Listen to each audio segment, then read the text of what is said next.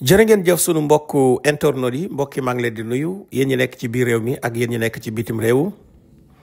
mbokk yéen ngi ci Bawol Info TV Abdou Khadre Seck moo nekk ci kàddu gi di bàyyi ko fii ci dëkk bu sell bi di Touba. mbokk yi nag tey ñu ñëw ak yéen ci jàngatu bis bi nag mbokk yi tey dañu koy jagleel ñi nga xam ne ñoom lañ dénk réew mi ak ñi nga xam ne ñooy opposé ndax ñi nga xam ne ñoom lañ dénk réew mi seen gis-gis ak seen yëg-yëg ak seen tolluwaay ak seen doxalin dafa wuute lool ak ñi nga xam ne ñooy opposé buñ ne ñiy opposé nag ñu bari ñoo taxaw di opposé ñenn ñi ay way politique lañu ñenn ñi ay chroniqueur ñenn ñi société civile bi ñenn ci journaliste yi ndax ñi nga xam ne tey ñoom lañ dénk réew mi ñoom ni ñu jàppee mbir yi ak ñi opposé ni ñu jàppee mbir yi dafa wuute ndax ñi nga xam ne ñoom lañ dénk réew mi su dee da nga leen a bëgg a opposé comme ni nga doon opposé Abdou Diouf ni nga doon opposé Ablaye Wade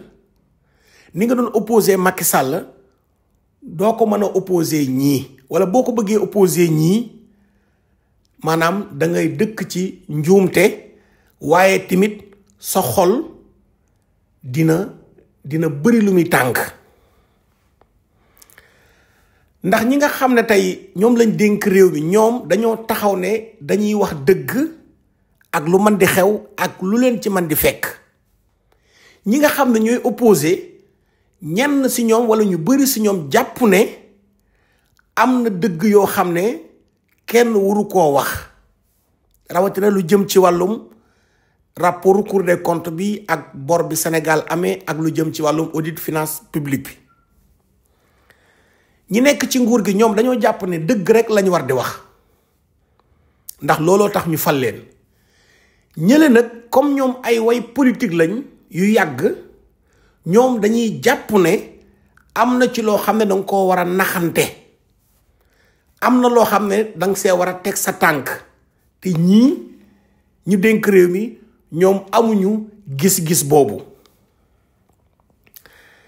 ñi nga xam ne nag tey ñoom lañ dénk réew mi ñoom mbir mi ma ngi commencé ci Ousmane Sonko bi muy tànn président Bassirou Diomaye Faye ndax li tax ñoom ñu wuute mooy bu Pastef meloon ni ñoom Pastef 2024 du am candidat ndax PDS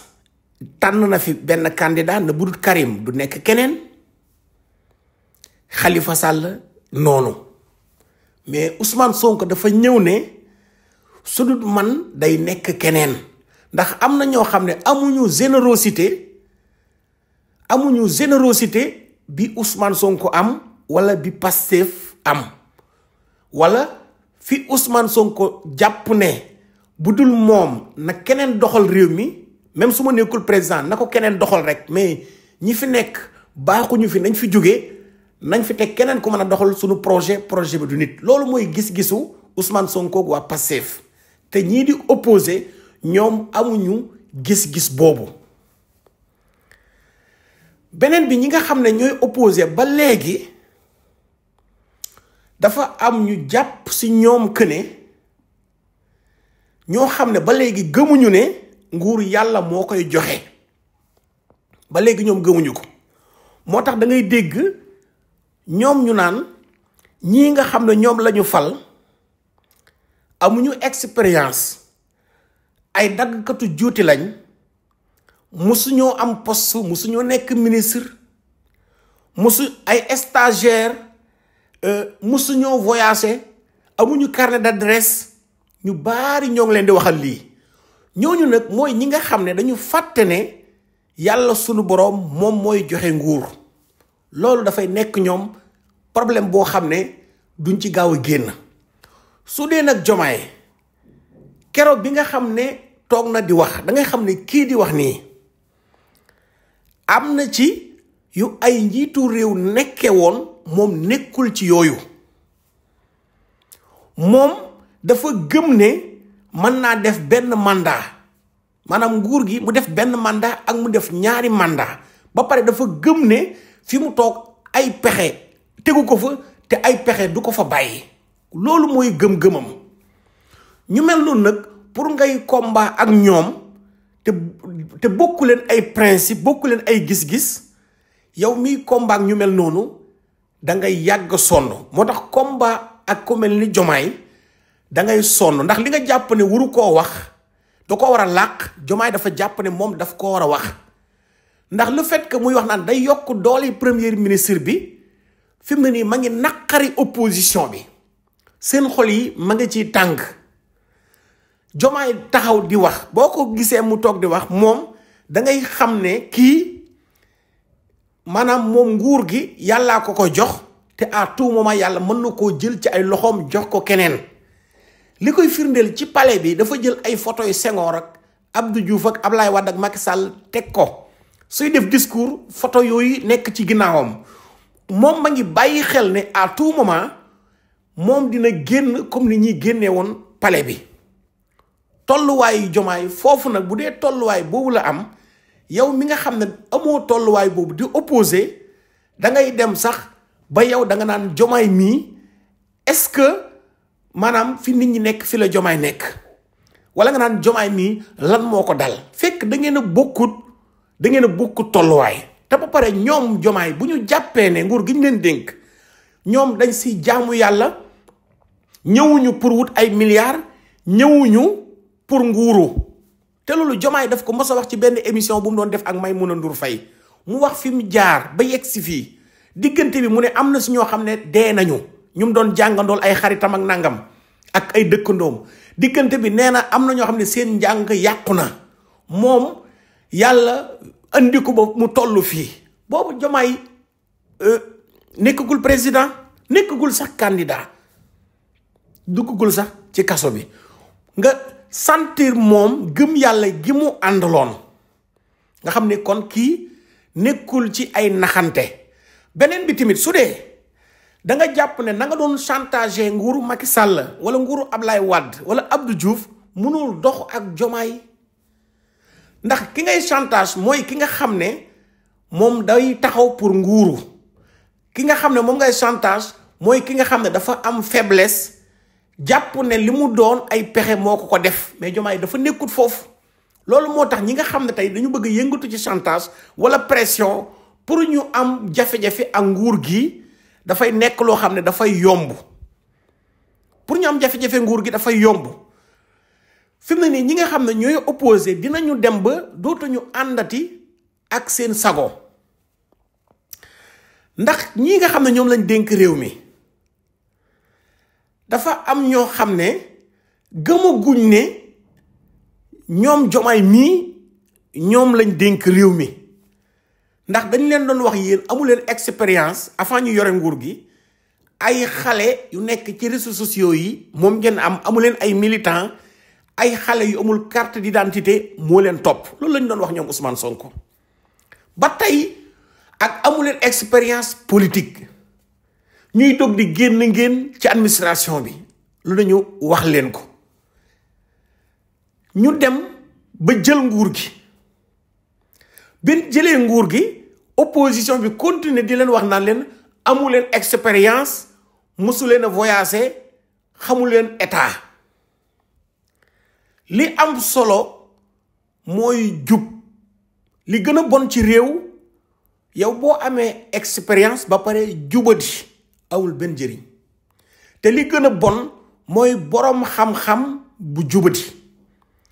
mais Diomaye ak Ousmane Sonko même bu dee mosuñu nekk ministre tey ñoom bu dee yàlla def na ñu nekk ay nit ñoo xam ne bëgg nañu réew mi ay nit ñoo xam ne jub nañu ay nit ñoo xam ne am nañu yéene ay nit ñoo xam ne yàlla leeral na seen bët ba ñuy wax dëgg ba dem ba jëli ñoo xam ne am nañu expérience ba pare jub yàlla mën na leen a suturaal tey Diomaye tey Ousmane Sonko bu meloon ni ñoom Pastef du am candidat 2024 bu meloon ni ñoom Pastef du am candidat 2024 da ngay dégg ku ne Diomaye ku baax la mais Ousmane Sonko kon moo la tànnal ku baax boo ne Diomaye dafa yaru kon Ousmane Sonko moo la tànnal ku yaru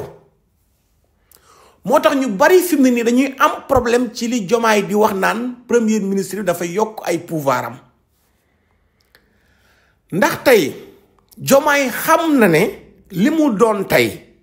yàlla moo ko def mais am na fu ko yàlla jaarale Diomaye xam na loolu te loolu ma ngi ciy dox léegi nag Diomaye moo xam ne moom dafa wóolu woon Ousmane Sonko ci réew mi yàlla dogal kooku mu wóolu woon ci réew mi mu nekk ab premier ministre am kooku lan moo tax du ko jàpp ak fukki loxoom ak juróom mënut a def lu dul loolu ndax même bu dee Diomaye constitutionnellement parlant moom mooy njiitu réewum Sénégal Ousmane Sonko mi joxoñ Diomaye kooku am na responsabilité moom tam ci mbir mi ndax yàlla dafa jaarale faluk Diomaye ci ki nga xam ne mooy Ousmane Sonko léegi nag moo tax am na ñoo xam ne bëgguñoo dégg loolu di Diomaye di wax ba ñoo ngi xultu ay Thierno Bocoum ñoo ngi xultu ay Badara Gadiaga ñoo ngi xultu am na ku ma liir mu ne Diomaye saa su amee occasion rek wax ne day yokk pouvoiru premier ministre bi def ko hyper fort mais président Diomaye sax am na sañ-sañ yokk doole yi premier ministre am na sañ-sañ bi te yoon da ko ko may kon ñi nga xam ne ñooy opposé benn il faut ñu gëm ne ñii fi nekk yàlla moo leen fi teg askan wi ñoo ànd ak ñoom il faut ñu gëm loolu d'abord gis-gis bi ñu doon am ci doxalinu nguur il faut ñu soppi ko xam ne doxalin yi bokkul su dee da nga jàpp ne ni nga doon doxalee ak nguuru Macky Sall moom ngay doxalee ak nguur gi dafay wuute li ministre Macky Sall wala directeur Macky Sall sañoon ministre yi ak directeur yi sañuñu ko bu njëkk da nga daa gis ministre wala directeur buy chantage président ci wàllum base politique te ñii fi nekk tey amul benn ministre wala benn directeur bu mën a chantage président Diomaye ci base politique ndax amuñu base politique Ousmane Sonko moom taxaw Sénégalais yu ëpp si Sénégalais yi wóolu ko kon kenn mënu ko chantage ci côté boobu beneen bi ñoom li ñu réussir mooy defuñu ay pexe bi ñuy opposé defuñu ay tappale defuñu ay lobby ci journalistes yi defuñu ay lobby ci sëriñ yi defuñu ay lobby ci homme d'affaires yi ñoom ñu jàpp ne dañu taxaw wax askanu Sénégal dëgg wax seen yéene ci réew mi tey ñu nekk ci bopp réew mi ñoom ñu jàpp ne nit nag la nga doon def démb ak bërki démb mu jig la waroo koo bàyyi ci li ma jàpp ñoom ci loolu la ñu nekk leneen li nga xamante ni tey am na mooy ñi nga xam ne tey ñoo fi nekk nii tembe taxaw ne askan bi nga xam ne war nañu fay impôt ñépp dinañu ko fay ndax yoon moo ko wax loolu dafa metti ñu bari ak aminu xaalis bu yomb bi amoon ci dëkk bi mais nguur gi ñu bari ñoo ngi wax mais am na loo xam ne ñoom mënaguñu ko ñëw tey def ko tey ndax réew bala ngay wax naan projet bi bu ma ko tegee il faut nga xalaat ne fan laay jëlee xaalis bi d'abord te fan laay jëlee xaalis bi xalaat bi bañ a nekk xalaat bu njëkk dem lebi xaalis sax sa dàkk xalaat bi mooy moment bii ma toll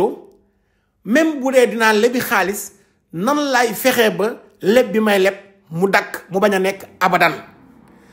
wala subvention bi may def nan laay dem ba subvention bi dootuma defati subvention waaye dara du cher ndax li ëpp ci dëkk bi lay jugee ndax tey réew dafa am loo xam ne moom moo mënul ñàkk mooy réew moo xam ne day dugal xaalis bu bari xaalis bu génnee ci biir réew mi ci askan wi waaye tamit nga jël ko dugal ko foo xam ne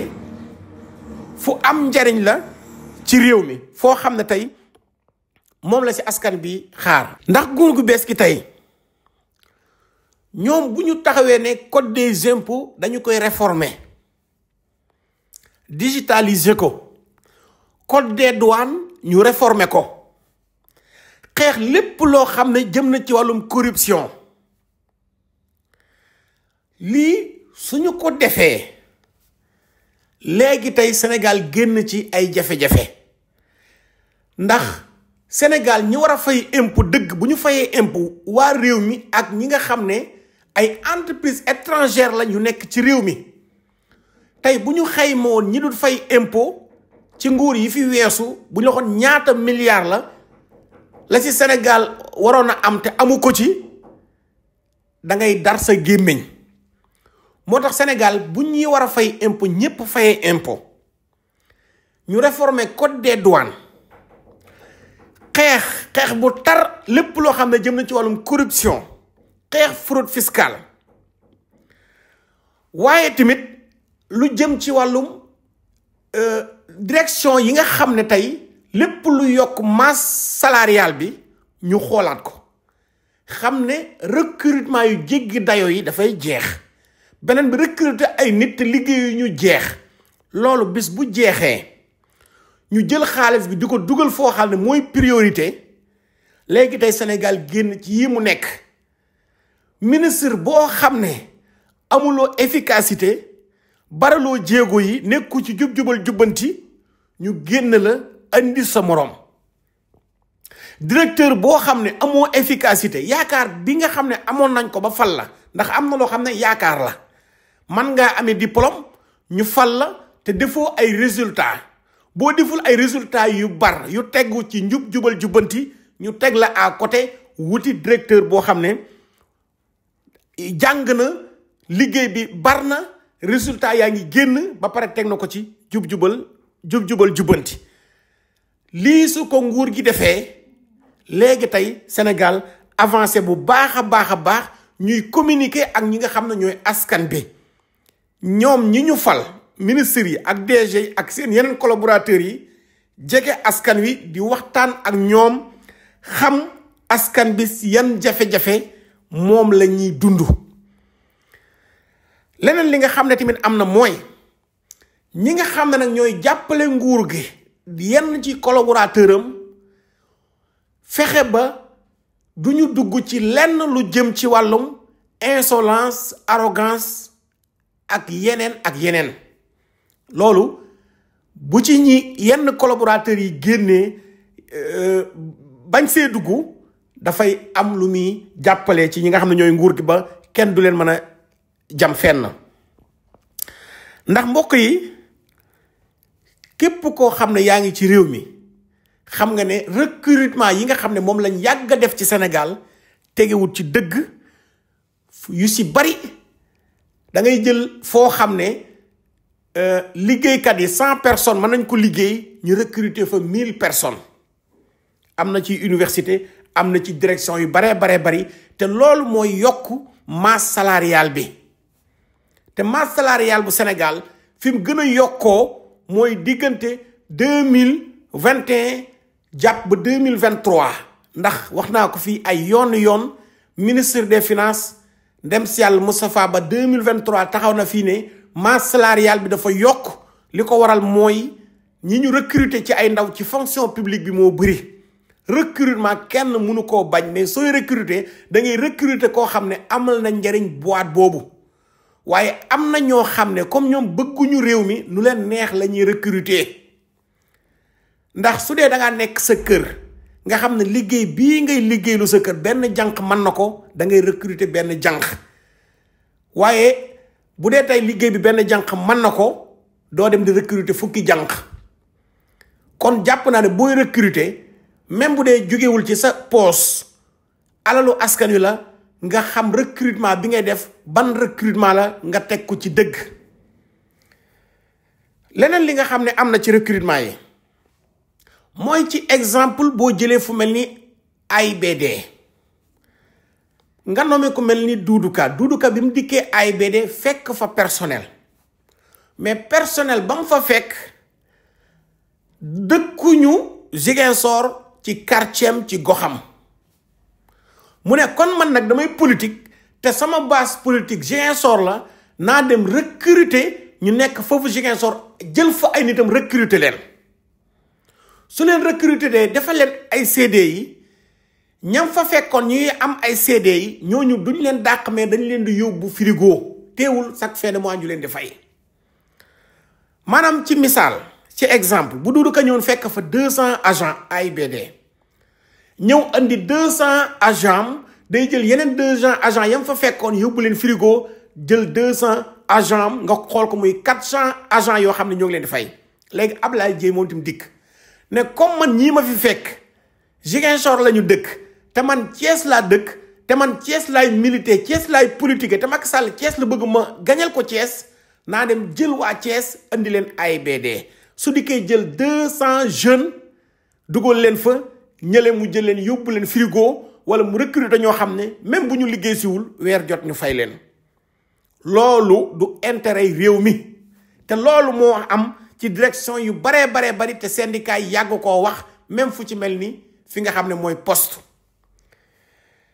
réew mi dafa bëri caaxaan am na ñuy wax ci arrestation yi mais nguuru Macky Sall gi dañu piétiner woon liberté yi askan bi nekk ci tiitaange ñu si baree bari ñemewuñu woon a mujj di wax téléphone wala képp kuy génn sa kër yaa ngi xool gauche xool droite xool ci kaw jàpp ne am na ku lay topp kon jàpp naa ne li xewoon ci jamonoy Macky Sall mënoon nañ ko méngale ak dictature léegi nag ñii nga xam ne ñoom lañ dénk réew mi dafa am lu askan bi di xaar ci ñoom te yàgg ko xaar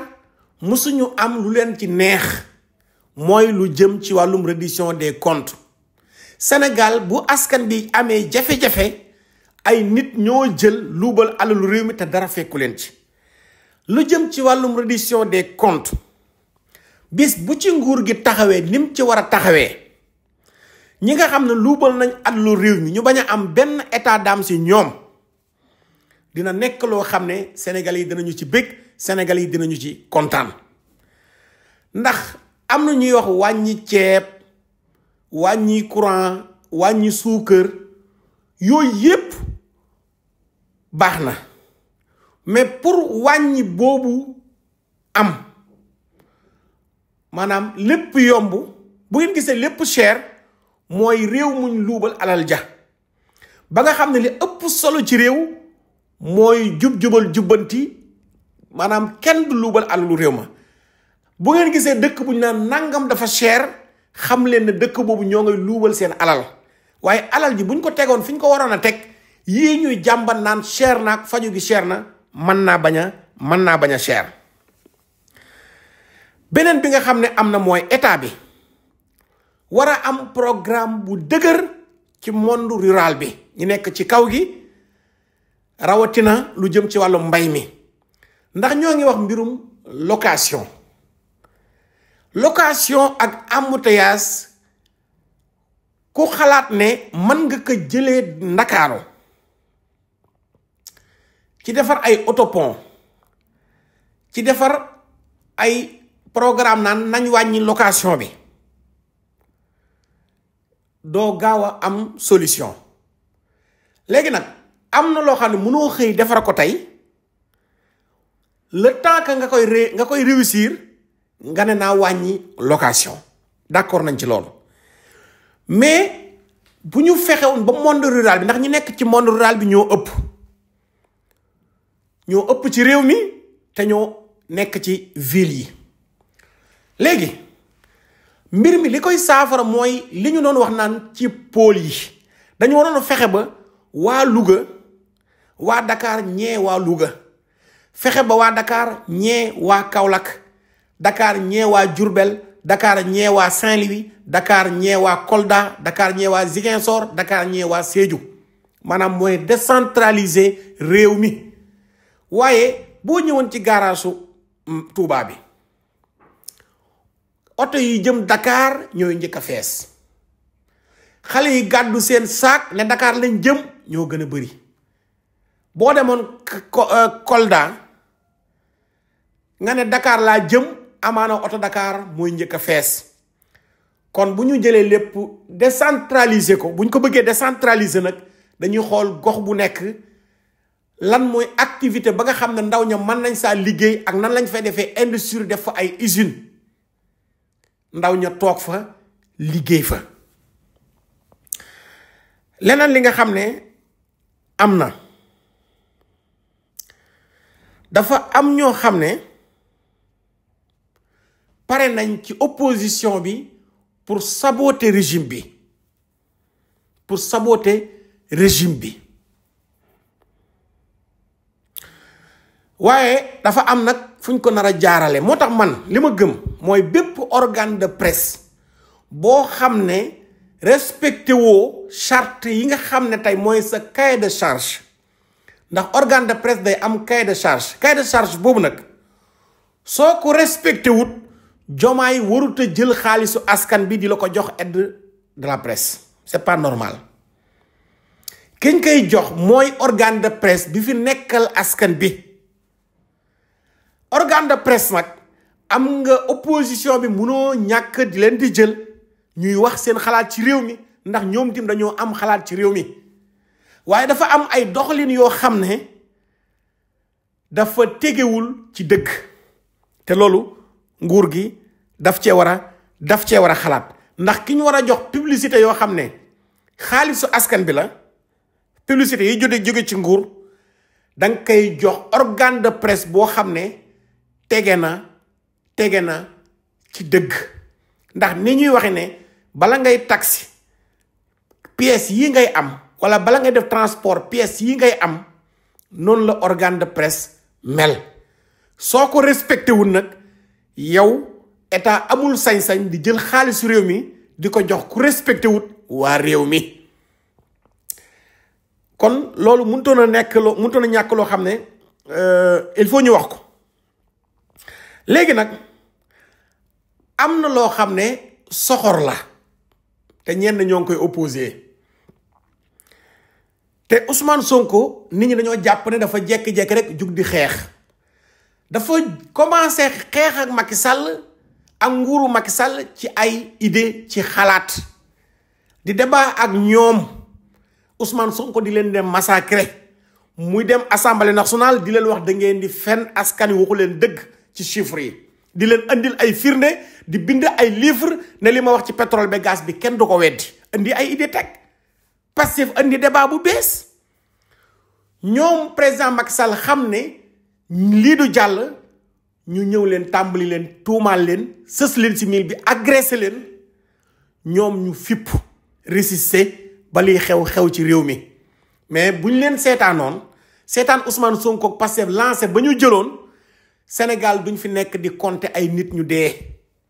ndax ñoom ba ñu jëlee seen lancé lañ jël toog di wax ci mbirum économie réew mi, mbirum franc CFA, mbirum impôt, mbirum fraude fiscale, mbirum corruption, mbirum bonne gouvernance. ñoom ci lii lañ doon wax, ak wàllum souveraineté, ak naan Sénégal dafa war a moom boppam. ñoom ci lii lañ nekkoon ak di ci communiquer ak ndaw ñi. mais ñu gis seen popularité, ñu gis ne ndaw ñaa ngi leen di topp benn ñu jël nag mbir mi soppi ko débat de personne, di leen di attaqué, sës leen ci miir bi, tuumaal leen. biñ leen tuumaalee, askan bi nga xam ne tey gis nañ ñu faagaagal fi ay candidat, ñu taxaw ne duñu nangu ñuy wéy di faagaagal ay candidat ba li xew ci réew mi. waaye Ousmane Sonko ak Pastef jékkuñu jékk rek na dañuy xeex ak nguuru Macky Sall. kon mbokk yi ñu leen di sant, di leen di gërëm, di rafetlu seen ànd ak Bawal Info TV. mën ngeen a abonné sunu chaîne YouTube Bawal Info ngir ngeen di man di jot bépp xibaar bu ñu dugal.